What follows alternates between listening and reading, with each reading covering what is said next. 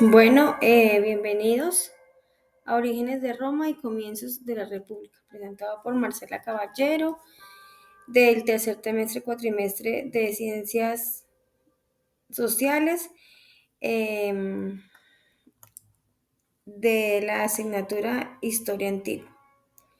El tema de hoy son los inicios de la República.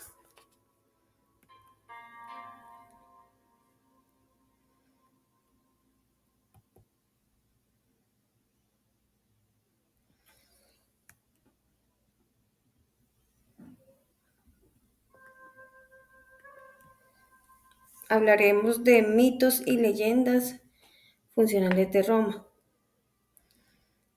¿A qué nos hace referencia esto?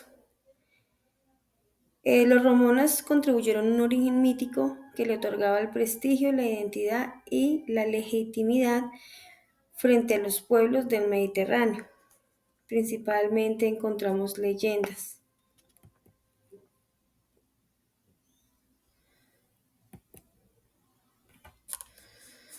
Encontramos el mito de Eneas. Eneas, príncipe troyano, hijo de la diosa Venus, y Anquise, huyó tras la caída de Troya. Después de un largo viaje relata en la Eneida de Virgilio que llegó al Lacio. Allí se unió a los pueblos itálicos y su linaje dio origen a los reyes de Alba de Longa, donde nacieron la futura Roma. Esta leyenda va vinculada a Roma, de la cultura griega, con la gloria de Troya, forzando su prestigio. Hablamos de Rómulo y Remo.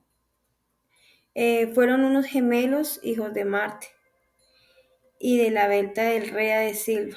Ellos fueron amamantados por una loba debido al abandono. Ellos fundaron la ciudad de la colina Palatina en el 753 a.C. Entre una disputa entre Remo y Rómulo, Rómulo mata a Remo para quedarse como fundador y único rey de Roma. También hablamos de la rapta de las sabias. Rómulo organiza un engaño para secuestrar a las hijas de los sabinos. Tras este conflicto bélico, fueron las mismas mujeres quienes pidieron la reconciliación, uniéndose así a los romanos y sabinos en una sola comunidad. Esta leyenda explica la integración de diferentes pueblos de la identidad de Roma.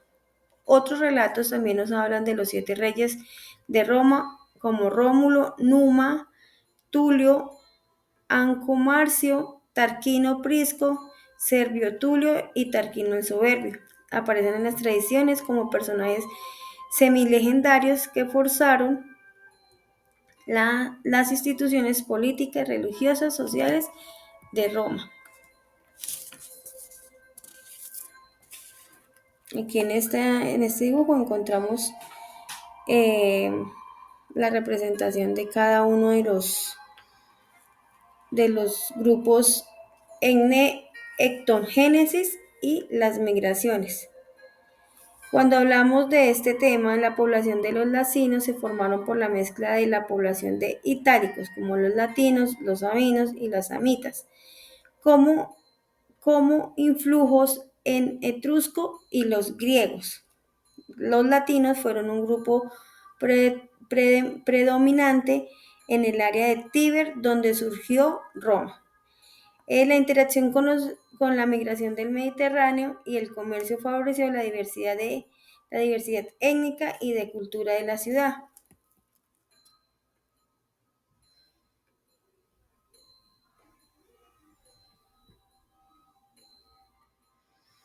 Aquí encontramos una pequeña ilustración de los etruscos, de los griegos y de los pueblos itálicos.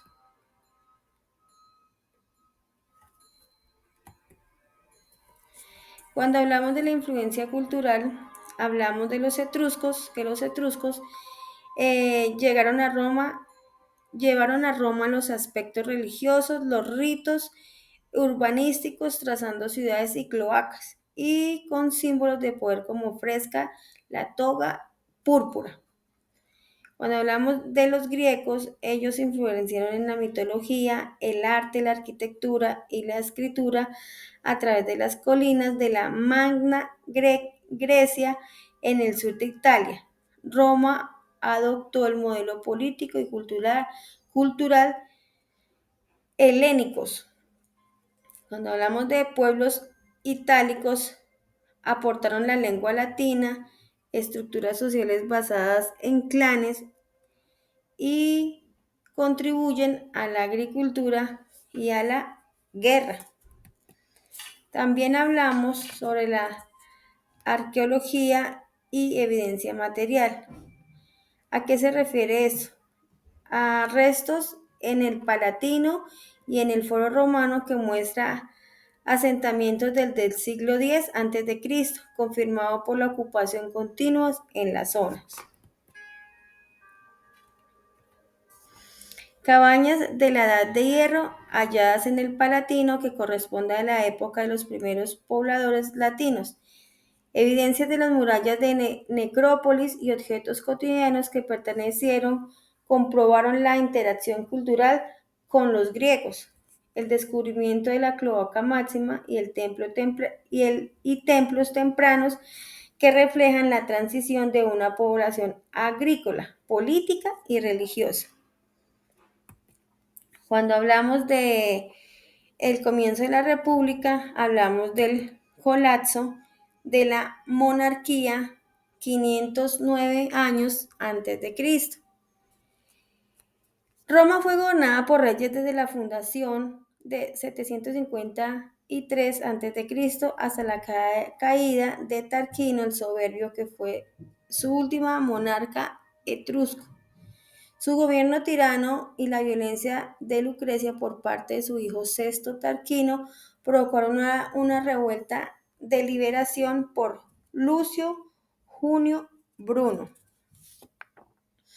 En el año 509 a.C., Roma abolió la monarquía y juró no volver a adoptar reyes, marcando el nacimiento de la República.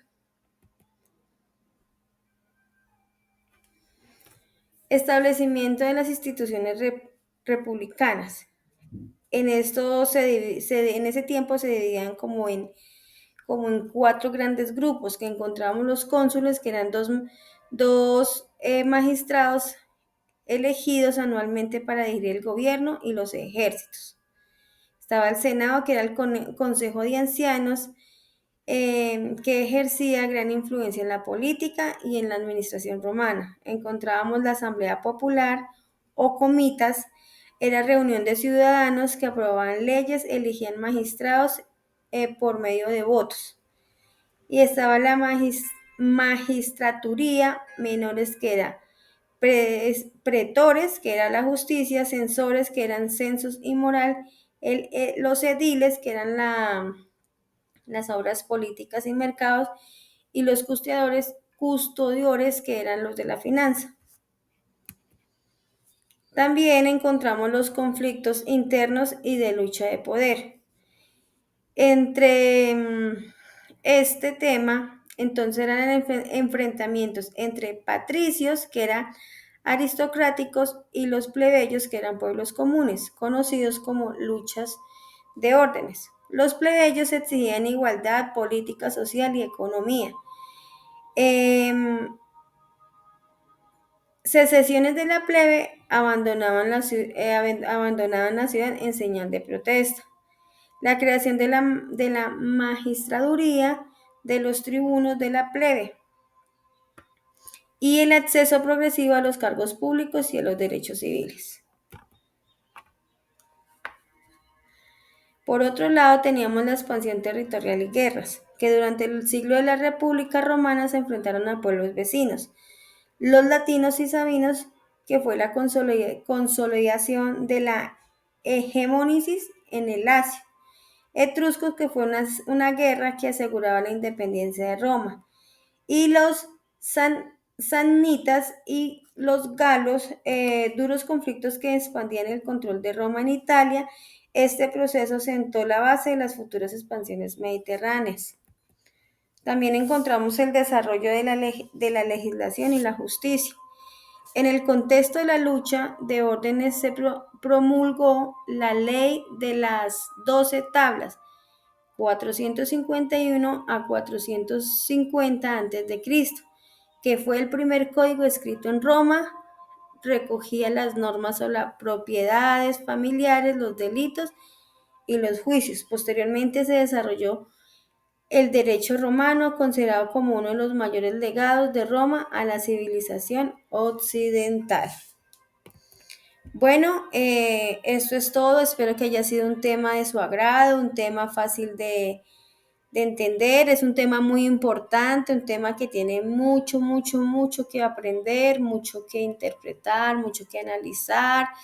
Entonces, de esta manera me despido de todos ustedes. Gracias por su atención y hasta una próxima oportunidad. Dios los bendiga.